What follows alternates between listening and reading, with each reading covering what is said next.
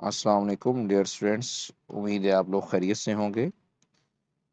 आज जो हमारा डिस्कशन का टॉपिक है वो हमारे पास कौन सा है? मोल। मोल के बारे में हमारी डिस्कशन है।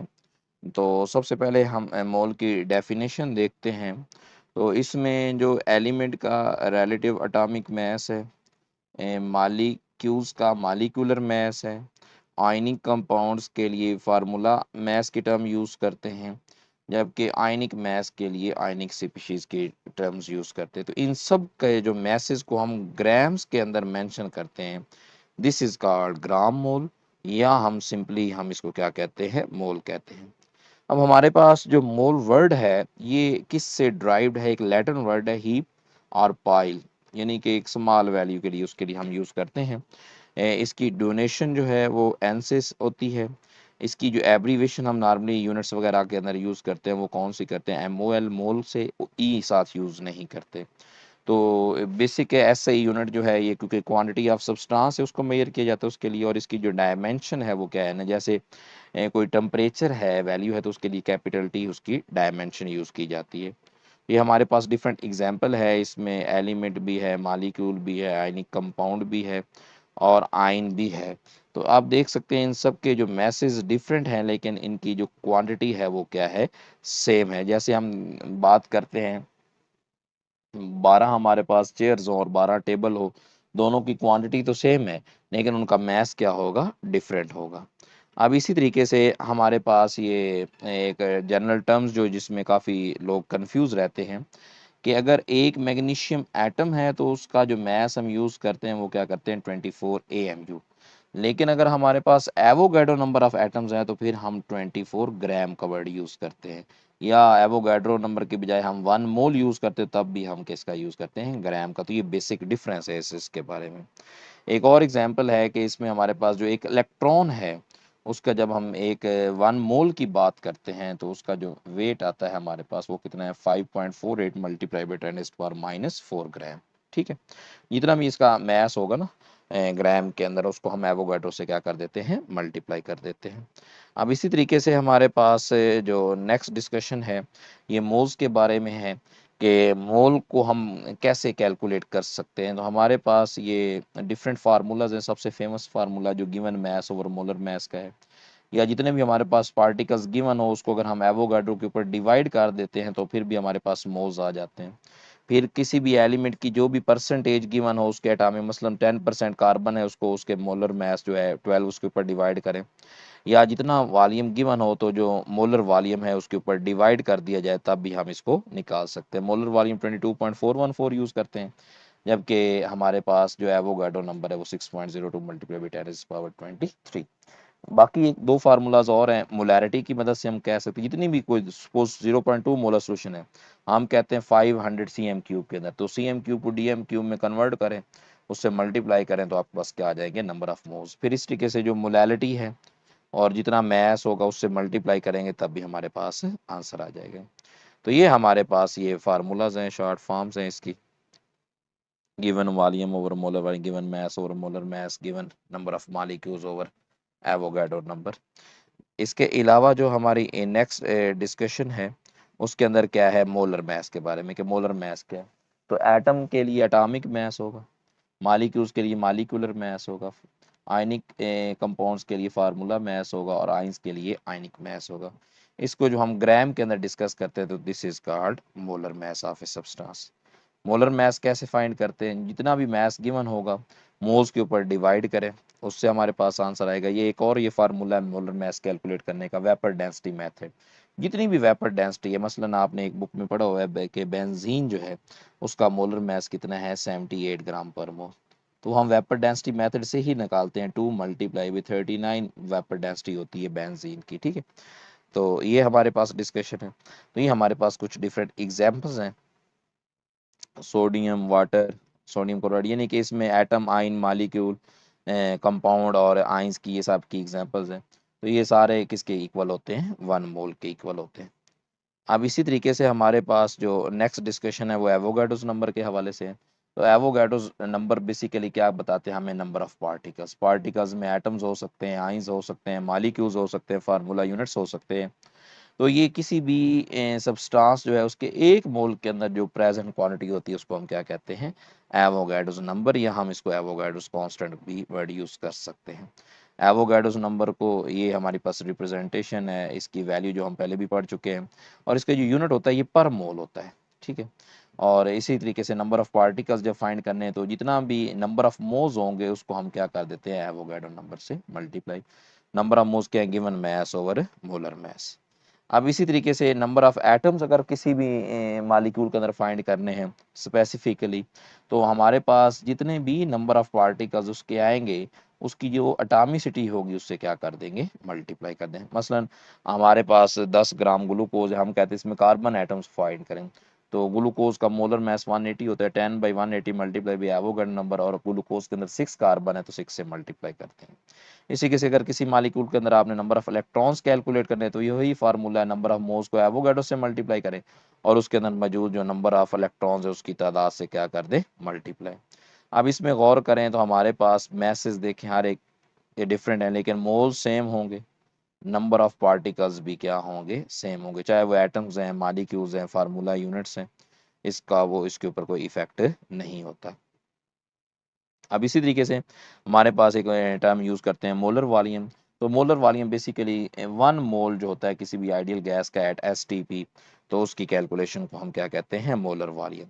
तो मोलर वॉल्यूम के लिए हमारा पास जो वैल्यू ज़्यादातर यूज़ होती है वो कितनी होती है, डीएम क्यूब में 22.414, बाकी ये मीटर क्यूब में भी है और सेंटीमीटर क्यूब में भी है। एसटीपी स्टैंडर्ड टेम्परेचर प्रेशर है जो कि 0 सेल्सियस है, और 273.16 केल्विन, और प्रेशर कितना है, 180 है। एक और टर्म यूज़ की जाती है आरटीपी या एनटीपी, नॉर्मल टेम्परेचर या रूम टेम्परेचर प्रेशर, तो उसके ऊपर जो हमारे पास वॉल्यूम होता है वो कितना होता है, 24 डीएम क्यूब।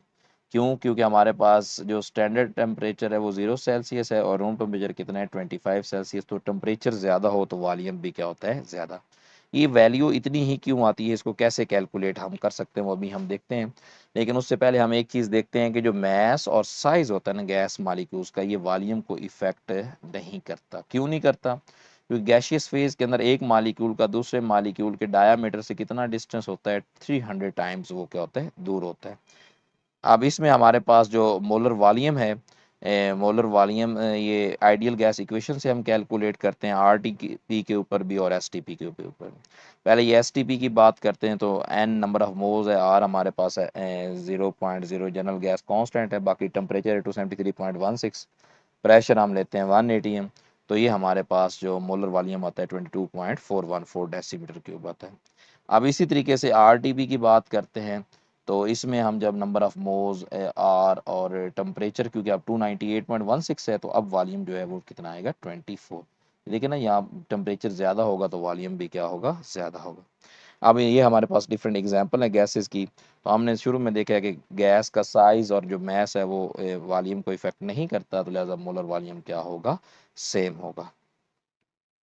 ये हमारे पास डिफरेंट छोटी टर्म्स हैं जो हम कन्वर्जन करते हैं। 1 मीटर क्यूब के अंदर 1000 डीएम क्यूब होते हैं, 1 डीएम क्यूब में 1000 सीएम क्यूब होते हैं, और 1 मीटर क्यूब में 10⁻⁶ सेंटीमीटर क्यूब होते हैं। 1 डेसीमीटर क्यूब को हम 1 लीटर भी बोलते हैं, और 1 जो सीएम क्यूब है ना इसको हम 1 सीसी भी बोलते हैं, 2 सीसी, 3 सीसी, 4 सीसी, ठीक है। तो ये हमारे पास 1 ml के इक्वल होता है। अब ये हमारे पास 1 डेसीमीटर क्यूब के अंदर नंबर ऑफ मालिक्यूल्स कितने होते हैं, तो ये हमारे पास गिवन है। बेसिकली एवोगाड्रो को हमने क्या कर देना है, मोलर वॉल्यूम पे क्या कर देना है, डिवाइड कर देना है। अब इसी तरीके से हमारे पास जो फर्दर डिस्कशन है, कुछ इंपॉर्टेंट एमसीक्यूज है इन टॉपिक्स के हवाले से। सबसे पहले ये सल्फर की बात कर रहा है कि if sulphur is in excess the production of 2 mole of ferrous sulphide requires, यानी कि आप देख सकते हैं कि आयरन और सल्फर ने आपस में रिएक्ट करना है तो क्या बनाना है, फेरस सल्फाइड बनाना है, FeS, ठीक है। Fe2S3 वो फेरिक सल्फाइड का फार्मूला, तो ये फेरस सल्फाइड है। तो अब हमारे पास वो कहता है कि 2 मोल्स हमारे पास किसके बनने हैं, 2 मोल्स किसके बनने हैं हमारे पास, एक मिनट, हाँ, 2 मोल्स हमारे पास वो कहता है कि फेरस सल्फाइड के बनेंगे, ठीक है। तो यहाँ पे हम 2 मेंशन कर देते हैं, तो ऑटोमेटिकली आयरन के मोल्स भी कितने होंगे, 2 होंगे। तो एक आयरन का मैस 56 है तो 2 का कितना होगा, हमारे पास 112 हो जाएगा, ठीक है। तो राइट ऑप्शन कौन सा है, डेल्टा है। अब इस तरीके से एक और एमसीक्यूज है, ये 2 कंटेनर्स हैं P and Q of equal volume litre 1 litre each contain. अब 6 ग्राम ऑक्सीजन है और 6 ग्राम ही सल्फर डाइऑक्साइड है। अब जब अगर ऑक्सीजन के मोल्स की बात की जाए तो हम क्या करेंगे, given mass over molar mass यानी कि 6/32। अब सल्फर डाइऑक्साइड है तो इसके जब नंबर ऑफ मोल्स की बात की जाएगी तो क्या होगा, 6/64। तो अब आपको पता है नीचे वैल्यू जितनी स्मॉलर होती है आंसर उतना बिगर होता है। तो लिहाजा जो नंबर ऑफ मॉलिक्यूल्स पी के होंगे वो हमेशा क्या होंगे, ज़्यादा होंगे किससे, क्यू से। तो लिहाजा राइट ऑप्शन हमारे पास कौन सा है, Charlie is the right option. अब नेक्स्ट है 10 ग्राम हाइड्रोजन है, 64 ग्राम ऑक्सीजन है, ये steel vessel exploded amount of water produce. तो हाइड्रोजन है, ऑक्सीजन है, मिलके क्या बना रहे हैं, वाटर। तो ये हमारे पास क्या है, बैलेंस केमिकल इक्वेशन। अब इसके मुताबिक हमारे पास जो ऑक्सीजन है 32 ग्राम होती है, ये 4 ग्राम होता है और ये 36 ग्राम दो वाटर मालिक्यूल बनते हैं, ठीक है। अब उसने इसके 64 ग्राम लिए, यानी कि इसको डबल कर दें, इसको डबल करें तो 8 ग्राम होंगे, ठीक है। तो इसको डबल करें तो कितने होंगे, 72 ग्राम, यानी कि 4 मोल होंगे, ठीक है। तो हमारे पास यहाँ पे जो लिमिटिंग रिएक्टेंट है वो कौन सा है, ऑक्सीजन है। हाइड्रोजन के 2 मोल्स बच जाएंगे तो ये 4 मोल बनेंगे। तो यानी कि राइट ऑप्शन आपके पास कौन सा है, डेल्टा है, ठीक है। अब इसी तरीके से एक और एमसीक्यूज है, उस एमसीक्यूज के अंदर हम देखते हैं कि the molecular mass of hard water. अब हार्ड वाटर के अंदर ना साल्ट्स वगैरह होते हैं, ठीक है ना। वाटर के अंदर नॉर्मली वो नॉर्मल वाटर ही होता है जिसके अंदर, अब इसमें अक्सर स्टूडेंट से कंफ्यूज हो जाते हैं कि हैवी वाटर, वो ये समझ रहे होते हैं हैवी वाटर और होता है उसमें ड्यूट्रियम होता है, ठीक है। तो जो नॉर्मल वाटर होता है वो 18 वाला ही हम इसके अंदर यूज़ करते हैं, ठीक है। हार्ड वाटर की अगर बात करते तो सॉरी हैवी वाटर की बात करते तो फिर ये 20 वाला ऑप्शन आपका सही होना था, सही है।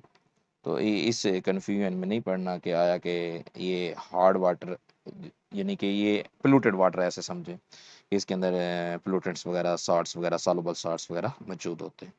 अब इस तरीके से एक और एमसीक्यूज है, एक बॉडी है उसके अंदर 30% जो है वो वाटर है।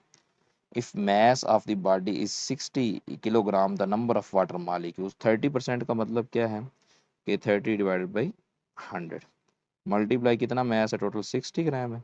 तो ये हमारे पास कैंसलेशन होती है यहाँ पे, 5 है ये 3 है, तो 90 डिवाइडेड बाई 5, तो आंसर कितना आएगा आपके पास 80। क्योंकि किलोग्राम है तो आंसर किलोग्राम में आएगा, तो इसको ग्राम में कन्वर्ट करेंगे तो 1000 से हो जाएगा, ठीक है। अब वो कहता है the number of water molecules in the body, तो हम क्या करते हैं, given mass over molar mass multiply by Avogadro number. तो ये हमारे पास जो कैंसलेशन हो जाएगी 1000 आएगा तो 6 मल्टीप्लाई बाई 10⁻26 आ जाएगा। तो लिहाजा राइट ऑप्शन कौन सा है, अल्फा है। अच्छा, आइए हमारे पास जो नेक्स्ट एमसीक्यूज है, ये क्वेश्चन नंबर 6 है। इसमें हमारे पास वॉल्यूम गिवन है, तो हमने एक फार्मूला पढ़ा है कि नंबर ऑफ मोल्स जो है ना वो given volume divide by molar volume. तो ये क्यूबिक सेंटीमीटर में है तो हम भी क्यूबिक सेंटीमीटर के अंदर लेते हैं, ठीक है। तो ये भी सीसी के अंदर आ गया। अब इसमें जो हम सॉल्व करते हैं, एक तो ये चीज़ है कि हम ये पॉइंट ख़त्म कर देते हैं, सही है। इस पॉइंट का मतलब क्या है कि हम 10⁻² के ऊपर क्या करते हैं, यानी कि 100 के ऊपर डिवाइड कर देते हैं, सही है।